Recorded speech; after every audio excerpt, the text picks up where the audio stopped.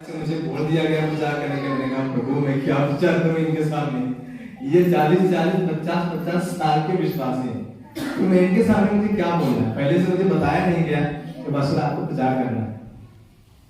लेकिन मेरी एक आदत है, मैंने बाइबल में पढ़ा है समय समय तैयार हो, मैं तैयार है।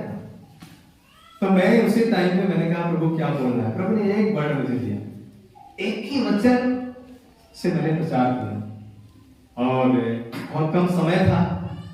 15 मिनट के अंदर मुझे प्रचार खत्म भी करना क्योंकि और भी बहुत सारे काम थे वहां पर।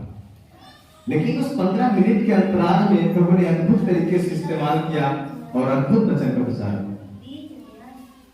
हमारा भरोसा उसके ऊपर क्यों नहीं हो, हम ये जानना चाहते हैं।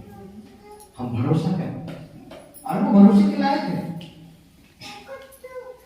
भरोसा करने की आवश्यकता है।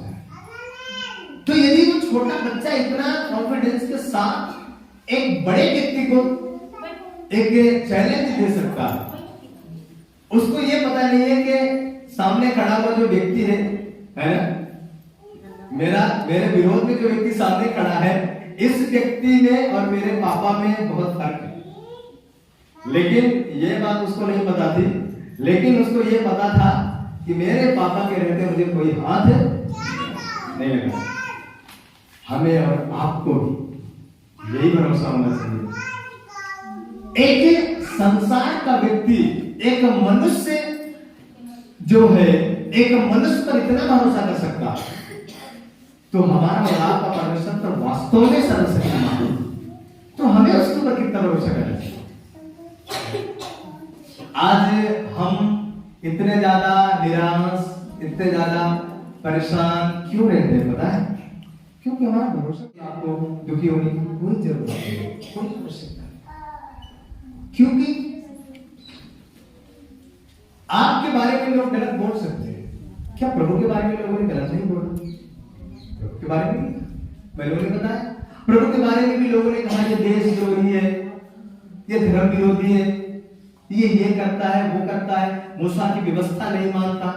प्रभु के बारे में भी लोगों ने कहा, लेकिन प्रभु ने कहां ऐसा लिखा है कि उनको जवाब देता हुआ फिरा? क्या आपने पढ़ा कहीं ऐसा? मैंने तो नहीं पढ़ा। मैं बाइबल को कई बार पढ़ चुका हूं, उत्पत्ति से प्रकाशित वाक्य, लेकिन मैंने ऐसा नहीं पढ़ा। लेकिन मैंने एक चीज देखा कि यीशु मसीह तमाम बातों को नजरअंदाज करते हुए जब यीशु मसीह का बपतिस्मा हुआ, तो वहां पर परमेश्वर की ओर से एक आकाशवाणी होती है और वहां पर लिखा है कि परमेश्वर ने कहा ये मेरा प्रिय पुत्र है और मैं इससे हालेलुया हालेलुया। मैं आपसे कहना चाहता हूं, आपकी गवाही ऊपर से आनी चाहिए। आपके बारे में लोग क्या कहते हैं, इस बात को आपको कभी नहीं सोचना है, नजरअंदाज करना है, उसके पीछे आपको भागना ही नहीं है। आप उसके पीछे भागेंगे तो आप कभी भी अपनी मंजिल में नहीं जा सकते, है ना? कौन इन बात कहता फिरे, अरे तुमने मेरे बारे में ऐसा क्यों कहा, तुम चलो फलाना से पूछाओ, ये करो, क्या जरूरी है ये सब करने की? छोड़ दो उन बातों को। आपको जो काम परमेश्वर ने दिया है आप उसे मान रखिए। आपकी गवाही ऊपर से आनी चाहिए। परमेश्वर आपको कहना चाहिए कि ये मेरा प्रिय पुत्र है, ये मेरी प्रिय बेटी है, ये मेरी प्रिय पुत्री है और मैं इससे प्रसन्न हूं। मैं आपसे कहना चाहता हूं, यदि लोग आपसे प्रसन्न हो जाएं, संसार आपसे प्रसन्न हो जाए, पर आपका पिता जो स्वर्ग में बैठा हुआ है वो आपसे प्रसन्न ना हो, तो क्या फायदा? बताइए, कोई फायदा है? कोई फायदा नहीं, कोई फायदा नहीं। परमेश्वर आपसे प्रसन्न होना चाहिए, उससे आपको फायदा है। तो ऐसा काम आप करने की कोशिश करें कि जिससे परमेश्वर प्रसन्न हो। लोग प्रसन्न हो ना हो इससे बिल्कुल आप कोई वास्ता न रखें, परमेश्वर प्रसन्न होना चाहिए। अय्यूब कहता है कि मैं जानता हूं मेरा गवाह ऊपर है, मेरी गवाही देने वाला ऊपर है। लोग मेरे बारे में क्या कहते हैं मैं ये तो नहीं जानता, पर मैं ये जानता हूं कि मेरी गवाही देने वाला वो मुझे जानता है। दूसरी बार भी परमेश्वर ने जब प्रभु यीशु मसीह दुआ कर रहे थे, जब उनका रूप बदल गया, एलिया और मूसा को जब पतरस ने देखा, वहां कहा प्रभु क्या ये ठीक है ना कि हम यहाँ 3 मंडप बनाए, एक एलिया के लिए, एक मूसा के लिए, एक तेरे लिए। और आगे लिखा है कि तुरंत बादल ने, श्वेत बादल ने घेर लिया और एक आकाशवाणी हुई फिर से वहां कि ये मेरा प्रिय पुत्र है और तुम इसकी सुनो। ये जो कहता है इसकी सुनो, बाकी तुम्हें सुनने की जरूरत नहीं है। तो हमें और आपको भी ये बात सुनने की आवश्यकता नहीं है, हमें और आपको भी उसी की सुनने की आवश्यकता है। Hallelujah, hallelujah. तो हमें ये कॉन्फिडेंस होना चाहिए, हमें ये पूरा पूरा भरोसा होना चाहिए कि हमारा परमेश्वर हमारे साथ है और वो हमारी सुनता है ना। ये विश्वास के साथ आप यदि परमेश्वर से दुआ करें तो परमेश्वर आपकी हर आवश्यकताओं को पूरा करेगा, हर जरूरतों को पूरा करेगा।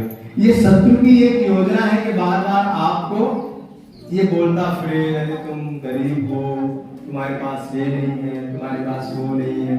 ये शत्रु का काम।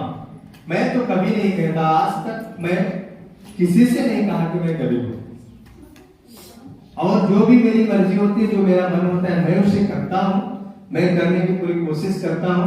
मैं ये परवाह नहीं करता कि मेरे पास कितना पैसा है, कितना पैसा नहीं।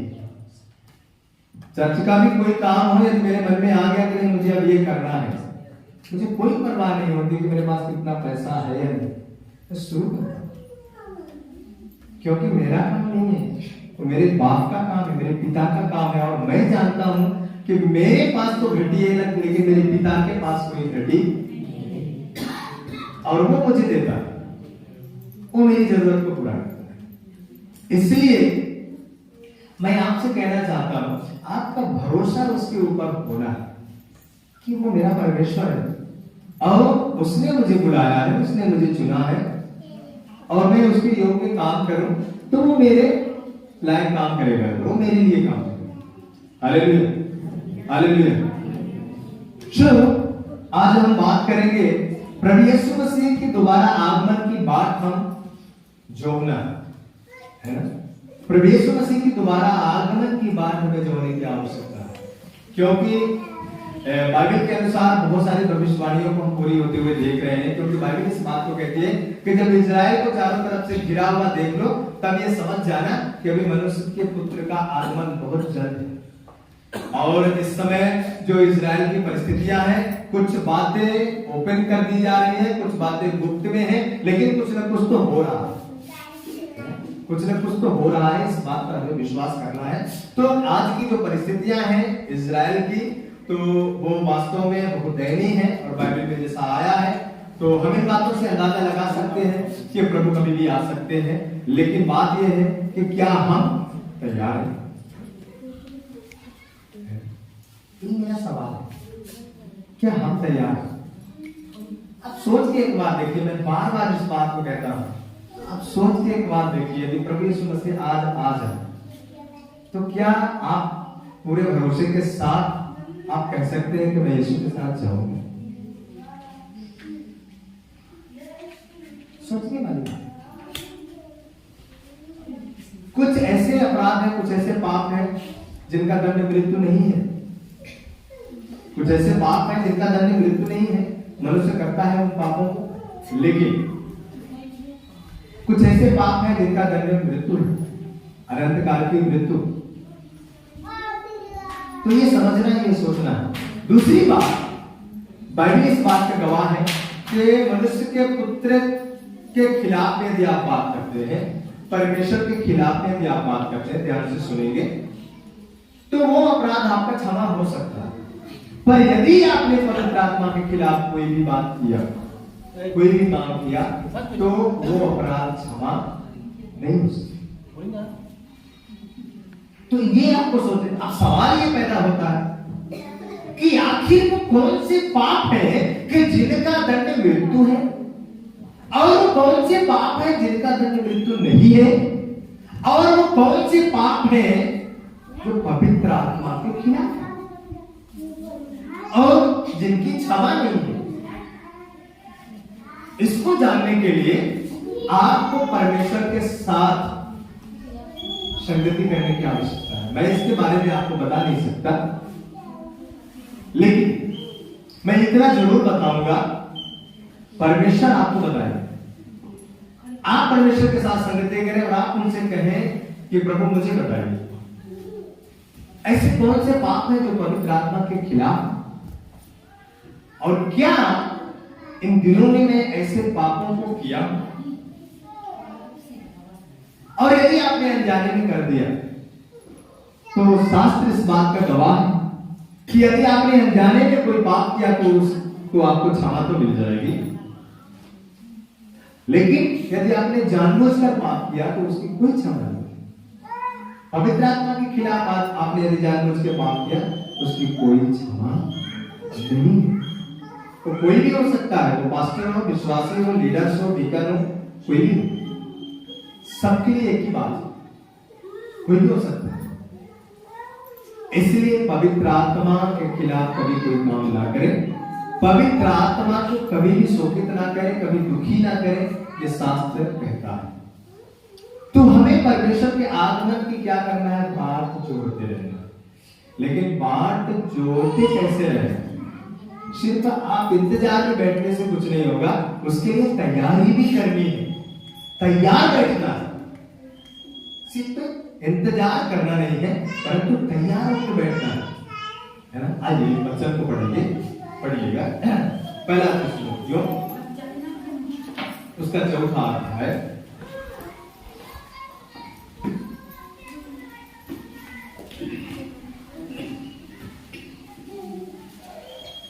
उसका 16वां वचन पढ़े। क्योंकि प्रभु आप ही स्वर्ग से उतरेगा। ध्यान से सुने, क्योंकि प्रभु आप ही स्वर्ग से उतरेगा। उस समय ललकार और प्रधान दूत का सुनाई देगा। उस समय ललकार और प्रधान दूत का शब्द सुनाई देगा, और परमेश्वर की तुरही फूंकी जाएगी। और परमेश्वर की तुरही फूंकी जाएगी। जो मसीह में मरे हैं वे पहले जी उठेंगे। वे पहले जी उठेंगे। हालेलुया। जो मसीह में मरे हैं वो क्या होंगे? वो पहले जी उठेंगे। किस बात के लिए जी उठेंगे? पता है किस बात के लिए जी उठेंगे? बोलिए। जो मसीह में मरे हैं वो किस बात के लिए जी उठेंगे? क्या आपने कभी इस बात पे गौर किया? हेलो, कोई बोल सकते हैं? किस बात के लिए वो जी उठेंगे? न्याय के लिए। बिल्कुल, न्याय के लिए वो जी उठेंगे, है ना। जो मसीह में मरे हैं वो सबसे पहले क्या होंगे? जी उठेंगे, और इस बात के लिए जी उठेंगे ताकि उनका न्याय किया जाए।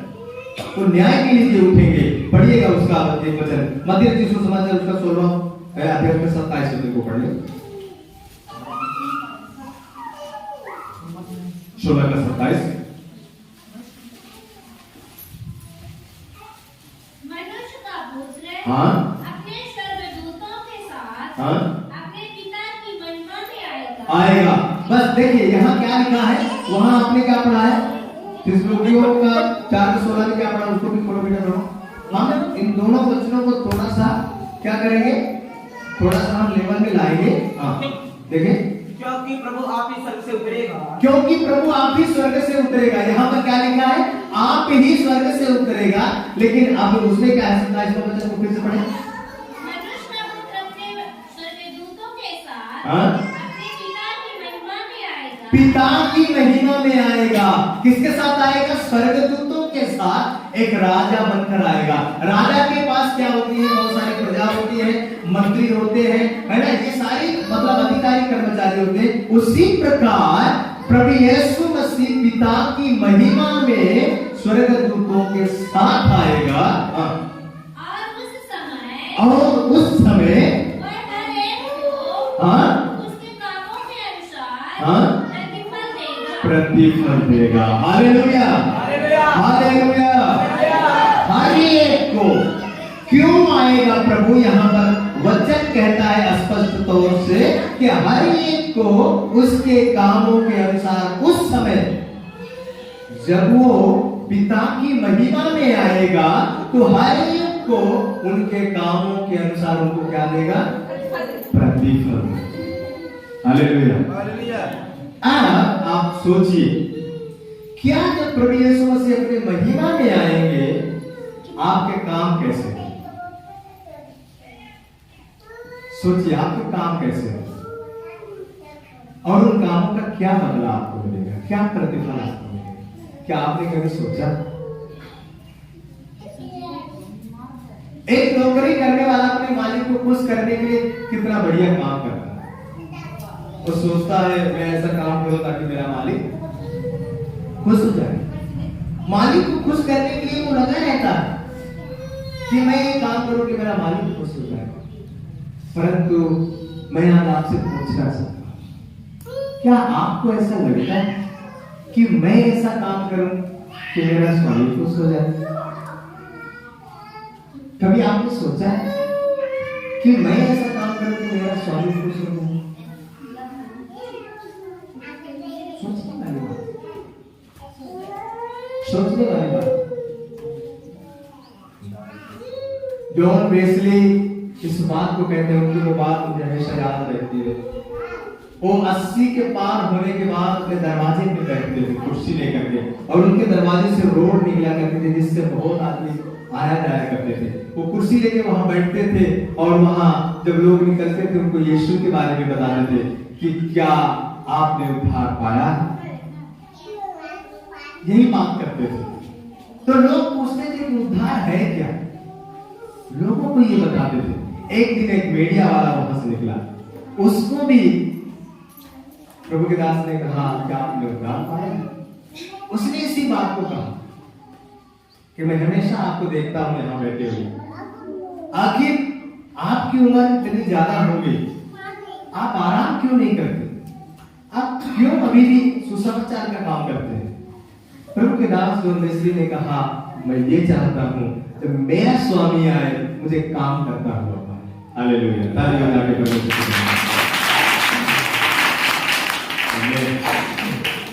क्या हम और आप चाहते कि जब हमारा और आपका स्वामी आए तो हमें काम करते हुए पाए और वो कहे वाह मेरे बेटे, वाह मेरी बेटी, तुमने मेरे योग्य काम किया है, जैसा मैंने चाहा वैसा तुमने काम किया।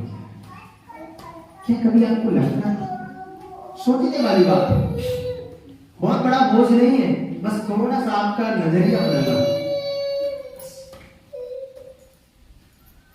बाइबल कहती है क्या ही धन्य वो बातें हैं कि जब स्वामी आए और उसका दास, उसका सेवक जागता है और अपने सेवक को जागता हुआ पाए।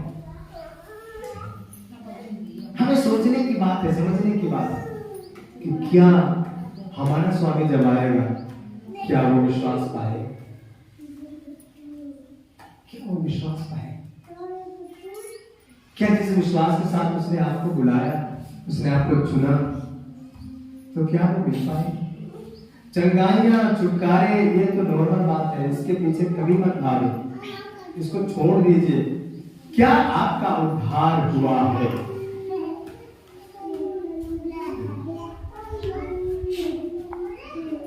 सोचने वाला, क्या आपका उद्धार हुआ है? ये आपको सोचना है। उद्धार की बात तो प्रभु यीशु मसीह दूसरी बार जब आएंगे यहाँ पर तो बादलों के साथ, अपने स्वर्गदूतों के साथ बादलों पर आएंगे। और किस लिए आएंगे? न्याय करने के लिए आएंगे, है ना?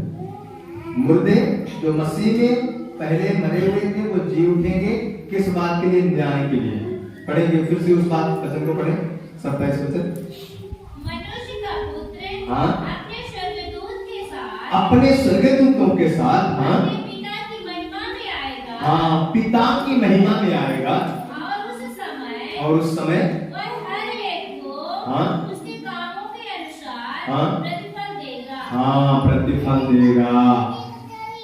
पहली बार प्रभु यीशु मसीह जब आए थे तो पापियों के लिए आए थे। अब दूसरी बार यीशु मसीह जब आएंगे तो धर्मियों के लिए, पापियों के लिए नहीं आएंगे। कोई कंप्रोमाइज नहीं सकेगा। परसों एक प्रभु के दास के साथ हम बैठे थे और बहुत ही आत्मिक और बहुत ही आशीषित प्रभु के दास हैं वो। और जब वो उनके साथ बैठे और जब मैं बातचीत कर रहा था तो बहुत सारी चीजों को मैंने उनसे सीखा। और उन्होंने एक ही बात कहा, पास्टर किसी भी बात में हमें कोई कॉम्प्रोमाइज नहीं करना, दुनिया अलग हो जाए कोई वास्ता नहीं, पर मुझे खुदा के साथ ताल्लुक रहने की आवश्यकता है, उसके साथ जुड़े रहने की जरूरत है, कोई भी समझौता नहीं होना, कोई समझौता ना करें। मैं आपसे कहना चाहता हूँ, आप समझौते का जीवन जी रहे हैं, यदि आज प्रभु यीशु मसीह आ जाए तो आप क्या करेंगे बताइए? क्या आप जा पाएंगे उनके साथ? और हम आप कोई नहीं जानता कि प्रभु कब आएंगे, लेकिन हमें रोज तैयार रहना, रोज तैयार रहना।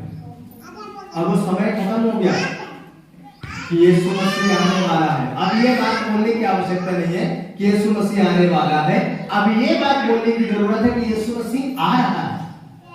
वो आने वाला नहीं है, बट वो आ रहा है। कब पहुंच जाए यहाँ कोई नहीं जानता, वो आ रहा है।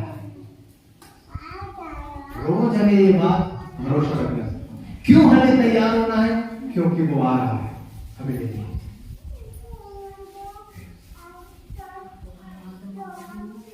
जब बारात आने के लिए जब एक डेट फिक्स होती है तो लोग इस बात में इंतजार करते हैं और कहते हैं कि बारात आएगी, बारात इसलिए हम काम कर रहे हैं क्योंकि बारात आएगी, इसलिए हम पूरा यहाँ व्यवस्था कर रहे हैं कि बारात आएगी। लेकिन जिस दिन डेट आ जाती है उस दिन लोग क्या ये कहते हैं कि हम ये काम इसलिए कर रहे हैं कि बारात आएगी, वो कहते हैं क्योंकि बारात आ रही है। उस दिन आप मुझसे पूछिए कि इतना ये सब क्यों आप किए, तो लोग बोलेंगे बारात आ रही है ना, ये नहीं बोलेंगे कि बारात आएगी, वो यही बोलेंगे बारात आ रही है। वो कब पहुंच जाए यहाँ कोई नहीं जानता, इसलिए तैयारी करो। हमारी आपकी क्या तैयारी? वो आ रहा है अपने स्वर्गदूतों के साथ। हम क्या तैयार हैं? हमें सोचना है, क्या हम तैयार? क्या हम तैयार? अपने आप से पूछिए, क्या आप तैयार हैं? सोचने वाली बात है।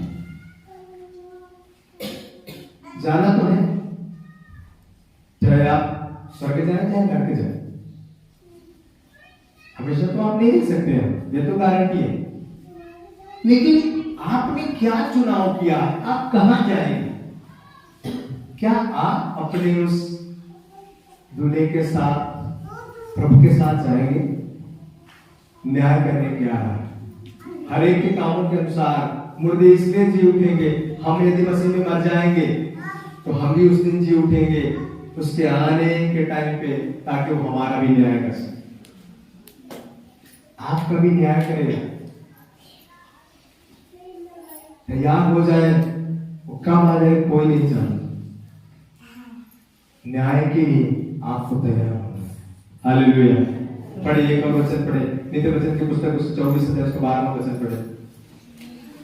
या तू कहेंगे हाँ कि देख, हाँ मैं इसको जानता ना था, हाँ, तो क्या मन का जांचने वाला। अब ध्यान से सुने, यदि आप ये कहेंगे उस दिन, अरे प्रभु मुझे पता नहीं था कि ये पाप है, ये गलती मैंने कर दिया, तो वहां पर क्या होगा? काफी लोग इस बात को कहेंगे, प्रभु मुझे पता नहीं था, मैं जानती नहीं थी, मैं जानता नहीं था, क्या ये भी बातें पाप है? कुड़कुड़ाना, आज काफी लोग सोचते हैं अरे कुड़कुड़ाना तो ऐसी है, कुड़कुड़ाना भी पाप के श्रेणी में आता है, लेकिन कुछ ऐसे पाप है जिनका दंड मृत्यु नहीं है ना। ये बहुत छोटे छोटे पाप है, लेकिन इनसे पता है, इनसे आपकी आत्मिकता भंग होती है और परमेश्वर के साथ जो आपका कनेक्शन है वो खत्म होता है। कुड़कुड़ाना है ना, और किसी पर दोष लगाना, ये सारी चीजें शायद हो सकता है इसका दंड मृत्यु ना हो, परंतु इसकी भी क्षमा की जरूरत है। और ये पाप आपको परमेश्वर से दूर करते हैं, परमेश्वर से अलग लेता है।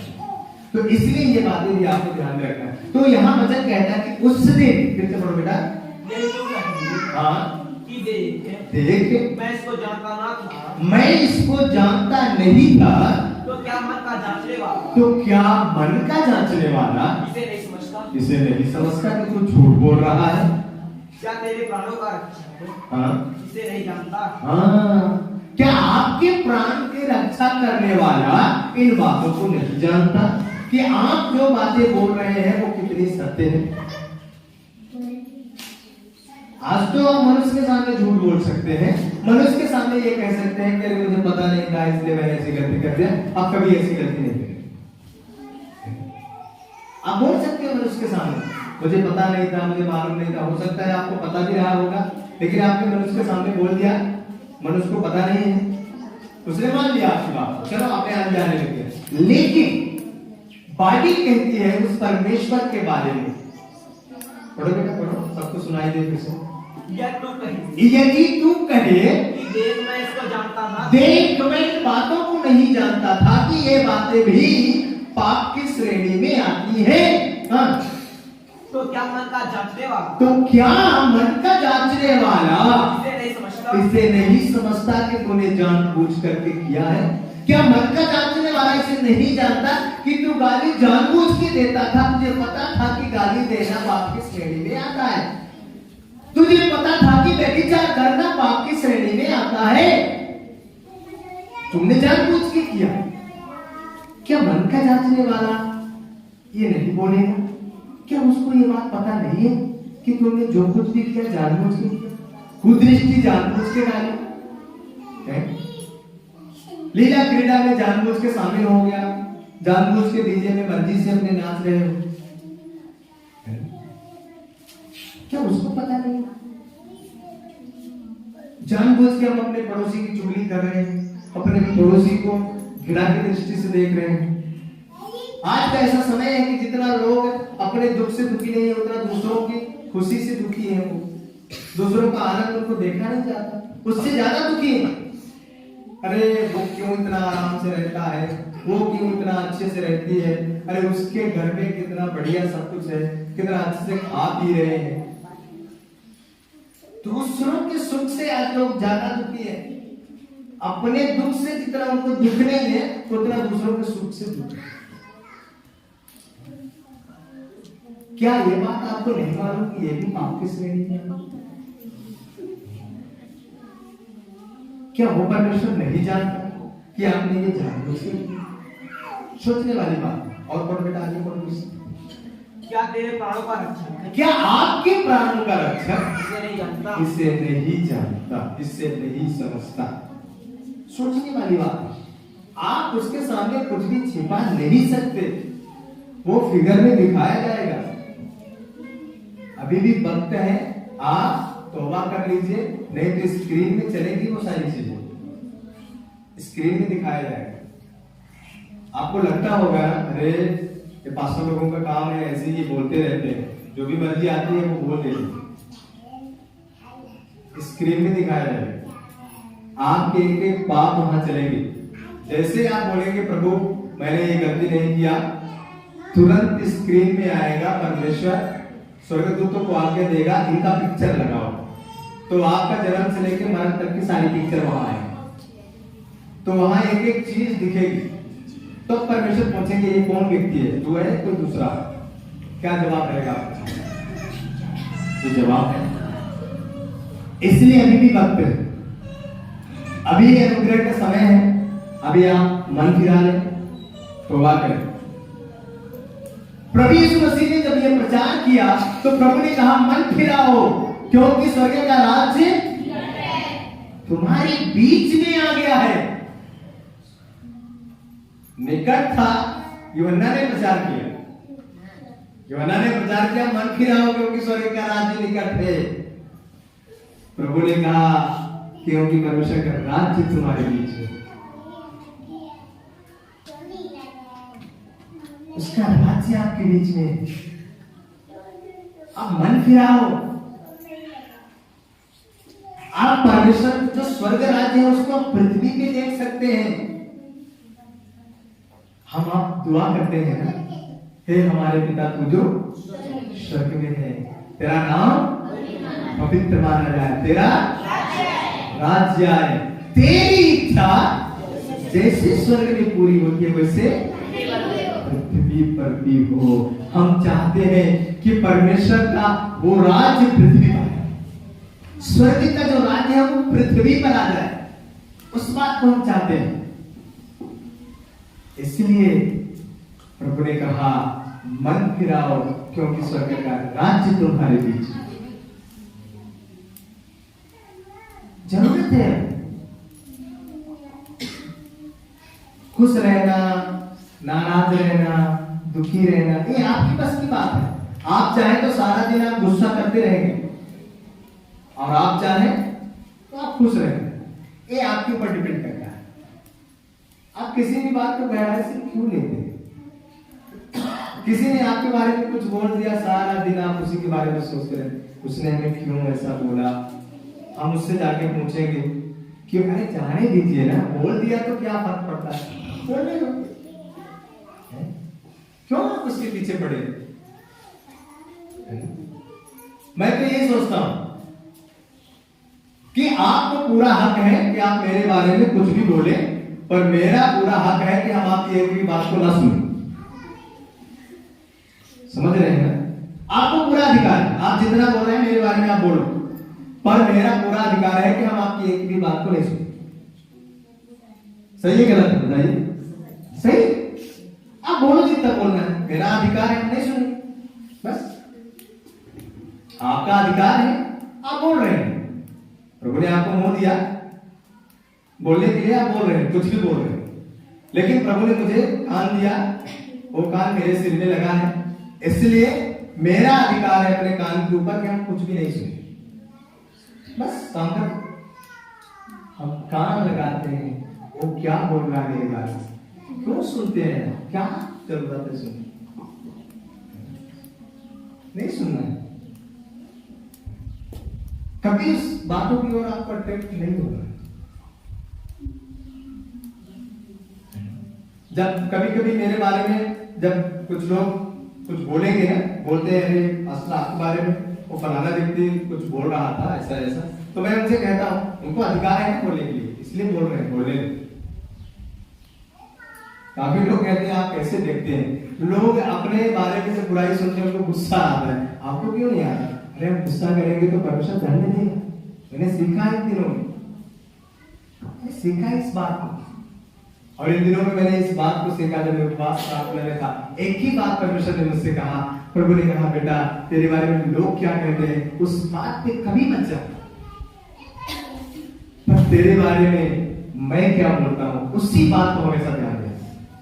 तब प्रभु यीशु मसीह के बारे में परमेश्वर ने मुझे बताया, मेरा पुत्र जब पृथ्वी पर था क्या क्या लोगों ने देखा। तब अय्यूब की पुस्तक से मैंने इस बात को सीखा कि अय्यूब ने भी इसी बात को कहा, मेरा गवाह ऊपर है। तब मैंने इस बात को सीखा कि मेरी गवाही यहां से नहीं आनी चाहिए, पृथ्वी से मेरी गवाही नहीं जानी चाहिए। मैं चाहता हूं ऊपर से मेरी गवाही आए और परमेश्वर मुझे कहे जब मैं मरूं, तब जब मैं परमेश्वर के पास जाऊं, तब वो कहे आ मेरा बेटा मैं तुझे बहुत प्यार करता हूं, क्योंकि तूने पृथ्वी में जब तक रहा तूने सब बातों को नजरअंदाज किया, सिर्फ तेरी नजर मेरे ऊपर लगी। मैं ये चाहता हूं। दाऊद के बारे में जब मैंने सुना मेरा दिल भर गया। परमेश्वर ने दाऊद के बारे में कहा प्रभु के दास से, जीसस दिनाकरण अंकल से, क्या तू ये आवाज पहचानता है? दिनाकरण अंकल ने कहा नहीं प्रभु, मैंने ये आवाज कभी नहीं सुनी। तो परमेश्वर ने कहा ये दाऊद है, ये राजा दाऊद है जो अपनी फटी आवाज में गा रहा है। शायद उसका स्वर अच्छा नहीं है, लेकिन परमेश्वर ने कहा इसको मेरे लिए गाना पसंद है। और जब ये स्वर्ग राज्य में आया तो मैंने इससे पूछा कि दाऊद तो क्या चाहता है कि मैं तेरे लिए यहां करूं? तो दाऊद ने कहा हे परमेश्वर, जब मैं पृथ्वी पे था तो मैं आपके लिए गाता था और मैं चाहता हूं मैं यहां भी गाऊं। तब परमेश्वर ने कहा मैंने दाऊद के लिए एक जगह बनाया और वहां पर जब अंकल को लेके गए डीजे दिनाकरण अंकल को, और जब इस जगह को दिखाए तो अंकल से पूछे कि किसी क्या इस जगह को पहचानते हो? तो अंकल ने कहा ये तो यरूशलेम का मंदिर है। तो बोले हाँ, उसका नमूना मैंने स्वर्ग में बनाया है ताकि दाऊद वहां जाके और मेरी महिमा कर सके, मेरे बारे में गा सके। क्या आप भी ये बात सोच के नहीं लगता कि जब मैं जाऊं वहां तो प्रभु मुझसे भी पूछे?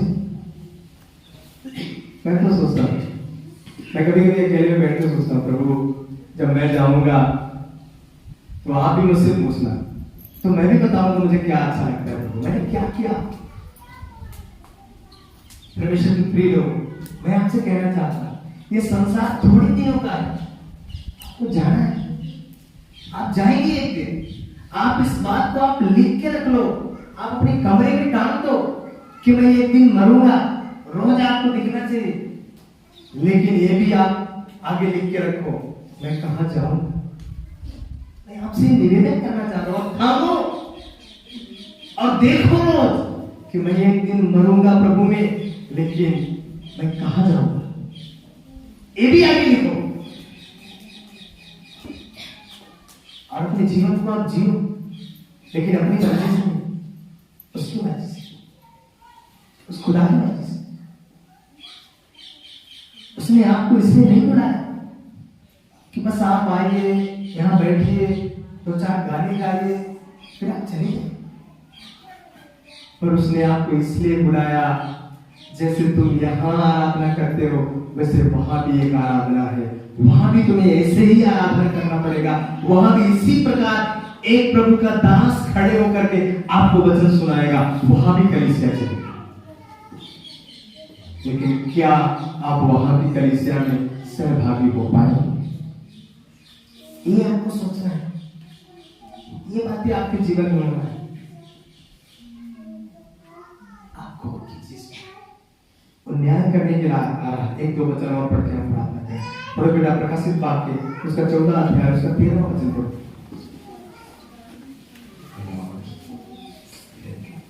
फिर मैंने स्वर्ग से यह शब्द सुना, फिर मैंने स्वर्ग से यह शब्द सुना, हाँ, जो मृतक प्रभु में मरते हैं, हाँ, वे अब से धन्य हैं। हाँ, जो मृतक कहाँ मरते हैं, प्रभु में मरते हैं, वे अब से धन्य हैं। वे अब से धन्य हैं। आत्मा कहता है, हाँ, हाँ, हाँ, क्योंकि वे अपने सारे परिश्रम से हाँ, विश्राम पाएंगे, हाँ, और उनके कार्य उनके साथ हो लेते हैं। हाँ, उनके कार्य उनके साथ हो लेते हैं। आपने पृथ्वी में रहते हुए जो कार्य किया है, आपके सारे कार्य आपके साथ हो लेंगे। आपने यदि बुरा किया तो बुरा कार्य, भला किया तो भला कार्य, वो सब न्याय के सिंहासन के सामने जाकर के खड़े हो जाएंगे। समझ रहे हैं? फिर से पढ़ दो बेटा इस वचन को। फिर मैंने स्वर्ग से यह शब्द सुना, फिर मैंने स्वर्ग से ये शब्द सुना, लिख, जो मृतक प्रभु में मरते हैं। हाँ, यूहन्ना से परमेश्वर बात कर रहे हैं, जो मृतक प्रभु में मरते हैं वे अब से धन्य हैं। वे अब से धन्य हैं। आत्मा कहता है, आत्मा कहता है, हाँ, क्योंकि वे अपने सारे परिश्रम से विश्राम पाएंगे, विश्राम पाएंगे, और उनके कार्य उनके साथ हो लेंगे। उनके कार्य उनके साथ हो लेंगे। परमेश्वर के प्रिय लोगों, आपने जो कार्य किया है वो कार्य आपके साथ होंगे। आप याद करो, आपने लास्ट टाइम जब परमेश्वर के सामने घुटने टेके थे, अपने कार्यों को आपने याद करके, और वो कितने समय गुजर गए कि जब आपकी आंखों में आंसू आए। आज वो आंसू कहां चले गए?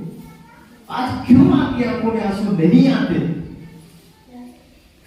मैं तो कभी कभी अकेले बस ऐसे सोचते सोचते रोने लगता हूं। क्यों आपकी आंखों में आंसू नहीं आ रहे? क्यों वो बोझ आपके जीवन में नहीं आ रहा? आप क्या सोचते हैं इस जिंदगी के बारे में?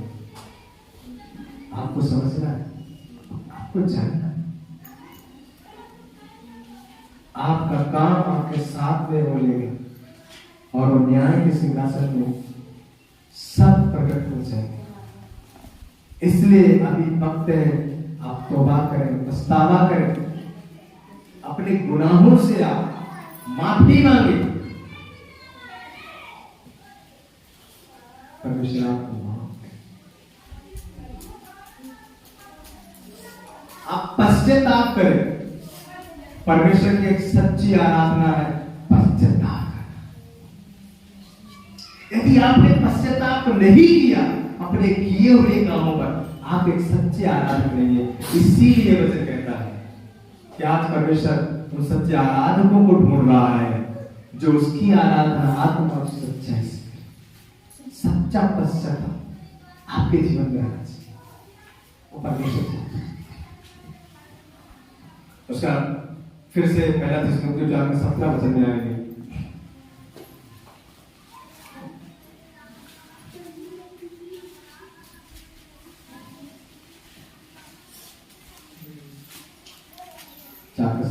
हम जो जीवित और बचे रहेंगे उनके साथ बादलों पर उठा लिए जाएंगे। अब ध्यान से सुने, यीशु मसीह क्यों आ रहे हैं? न्याय करने के लिए।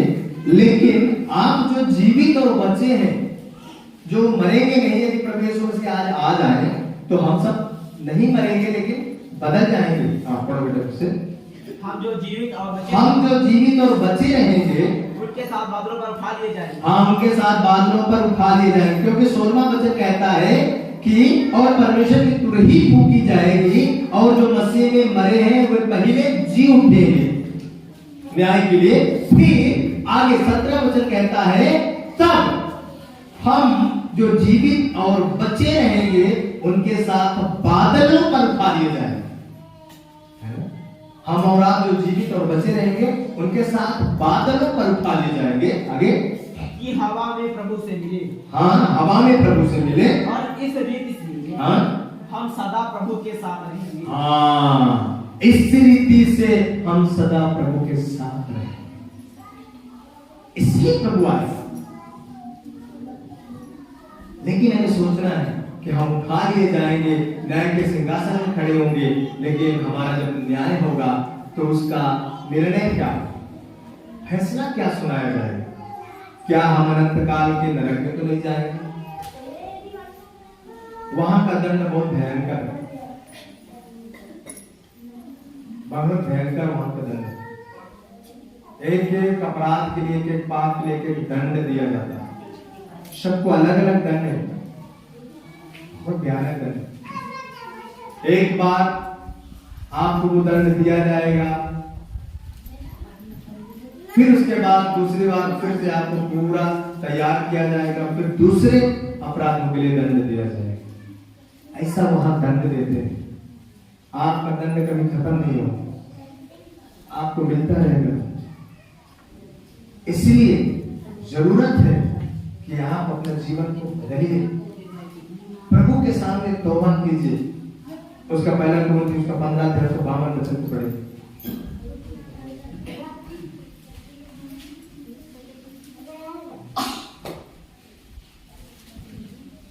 और ये क्षण भर में पलक मारते ही अंतिम तुरही, पलक झपकते ही अंतिम तुरही फूंकते ही होगा।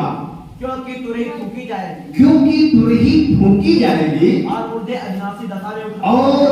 अविनाशी दशा में जो कभी नाश नहीं होंगे, चाहे वो नरक में रहे चाहे वो स्वर्ग में रहे, अविनाशी दशा में जी उठेंगे हम बदल जाएंगे और हम बदल जाएंगे। क्योंकि अवश्य की ये नाशवान दे अविनाश को पहले हालेलुया। मुर्दे अविनाशी दशा में जी उठेंगे और हम बदल जाएंगे। सोचने वाली बात है, आप कैसा जीवन जी रहे हैं? आपका किस प्रकार का जीवन? क्या परमेश्वर के लायक है? क्या वो जीवन परमेश्वर को भाता है? आप छोटे से टुकड़े में, छोटी सी चीज में अपनी जिंदगी को बर्बाद न करें। शत्रु आपकी कमजोरियों को ढूंढता है, शत्रु आपकी कमजोरी ढूंढता है। आप कहां कमजोर हैं, किस क्षेत्र में कमजोर हैं, वहां शत्रु आपको लेके जाए। यदि आप इस दौलत से ज्यादा प्रेम करते हैं, जमीन जायदाद से ज्यादा प्रेम करते हैं, तो आपके पड़ोस वाले को उकसा देगा कि वो आपको परेशान करे, ताकि आप उसी में हमेशा लगे रहें और अपने जीवन को खराब। आप समझ जाइए, आप उससे लड़ने मत जाइए, आप उसके लिए दुआ करें। जब भी आपके जीवन में ऐसी बातें आती हैं, आप उससे लड़े मत, आप दुआ करें। प्रभु, मैं चाहती हूँ कि जो मेरे खिलाफ लोग उठे हैं, इनको आप ही देखिए प्रभु, मेरे बस की बात नहीं। बस इतना ही आपको बोलना, बाकी कुछ भी नहीं बोलना। आप उनसे मत लड़ाई कीजिए, एक दिन वो खुद अपने आप में आ जाए। आप आपको लड़ने की आवश्यकता नहीं। लेकिन शत्रु आपकी कमजोरी ढूंढता है, क्योंकि वो जानता है कि आप लड़ने वाले व्यक्ति हैं और जहां आप इसको उकसाएंगे आप तुरंत लड़ने के लिए तैयार हो जाएंगे। इसलिए आपको उकसाता है कि आप लड़े, आप कुछ बोले, भला बुरा बोले, कुछ कहें। ये बात आपको समझने की आवश्यकता है, और ये तब आप समझ पाएंगे जब आप प्रभु के साथ समय बिताएं। प्रभु से प्रार्थना करना और वचन को पढ़ना, दो चीजें आपके जीवन में बहुत ऐसे होनी चाहिए। मैं ऐसे प्रभु के दासों को जानता हूं जिन्होंने अपने जीवन में 17 घंटे बाइबल पढ़ी। संभव है आपके लिए? मैंने सुना था, इतिहास में पढ़ा था कि डॉक्टर बी आर अम्बेडकर जब संविधान लिखते थे उस टाइम पे वो 18 घंटे मेहनत करते थे पढ़ने में। लेकिन ऐसे प्रभु के दास को मैं जानता हूं और मैं उनसे मिला भी हूं जो 17 घंटे बाइबल पढ़ते थे। सोचने वाली बात।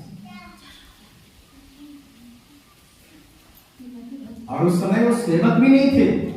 जब वो 17 घंटे बाइबल पढ़ते थे उस समय वो सेवक भी नहीं थे, उस समय एक नॉर्मल विश्वासी थे। लेकिन उनका काम चले जाने के बाद, मसीह होने के कारण उनकी नौकरी जब चली गई, तब उन्होंने सोचा जो समय हम नौकरी में दिया करते थे वो समय हम परमेश्वर के राज्य के लिए देंगे। और उन्होंने 17 घंटे बाइबल पढ़ी और आज वो बड़ प्रचारक है, आज इंटरनेशनल प्रचारक है। भारत के बाहर विदेशों में, भारत में हमेशा प्रचारक।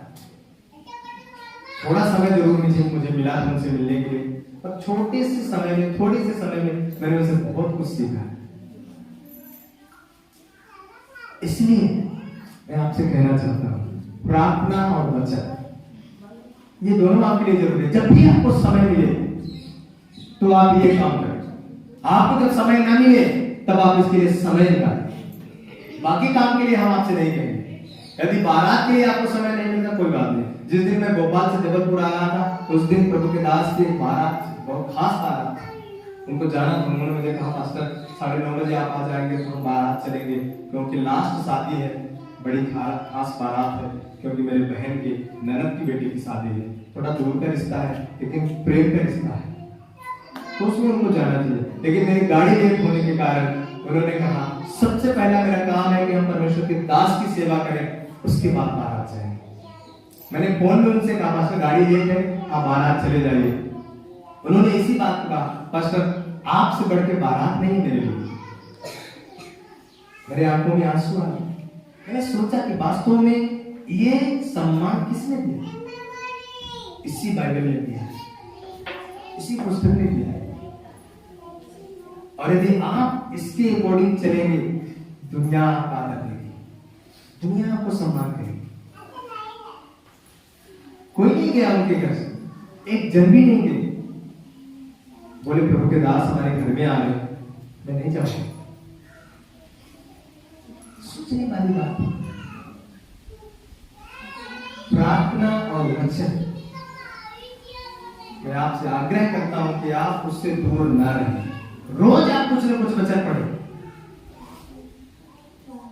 प्रार्थना आप जब भी करें एक फॉर्मेलिटी अदा न करें, आप व्यक्तिगत प्रार्थना करें। अकेले में जो भी आपको समय मिले, 10 मिनट आपको मिलता है कोई बात नहीं, 10 मिनट ही आप बैठ जाइए, लेकिन आपकी दुआ संसारिक नहीं होनी चाहिए, वो आत्मिक होनी चाहिए, परमेश्वर के ग्रहण योग्य होनी चाहिए। इन काम आपको करने की आवश्यकता है।